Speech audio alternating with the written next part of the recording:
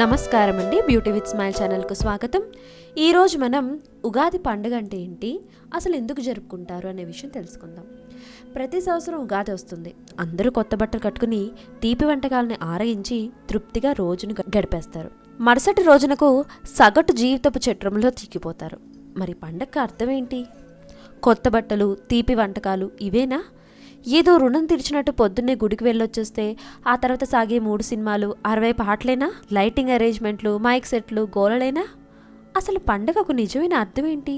భక్త్యా తుష్యత్ కేశవ నతుద్ధన్యే భక్త ప్రియ కేశవ అని భాగవతం చెప్తుంది.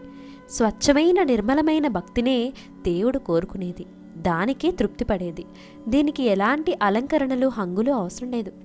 ప్రతిరోజు కాకపోయినా, మనకు చేత కాకపోయినా కనీసం పండగ రోజునైనా వ్యర్థమైన హంగులను వదిలితే మేలు. రెడీమేడ్ తిళ్లను కొని తెచ్చి చేసేది పండగ ఎలా అవుతుంది? ఉన్నదానిలో గంజినైనా వండుకుని భగవంతునికి ప్రసాదమని స్వీకరించడమే నిజమైన పండగ. కామక్రోధాలను వీడి అతిథి అభాగ్యతలను ఆదరించడమే పండుగ. తల్లిదండ్రులను, గురువులను, పెద్దలను గౌరవించి నమస్కరించడమే పండుగ.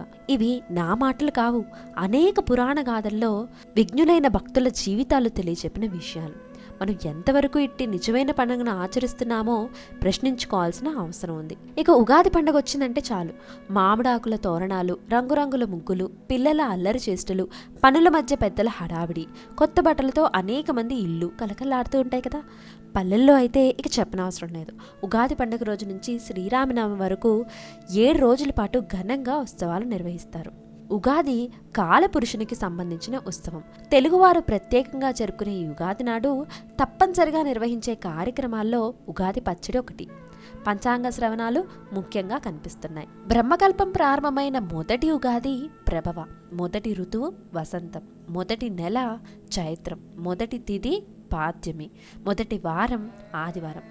ఆ వేళ ఈ సృష్టి ప్రారంభమైందని అర్థం, ప్రభవించిందని అర్థం. అందుకే తెలుగు సంవత్సరాల్లో మొదటిది ప్రభవ, చివరిది క్షయ.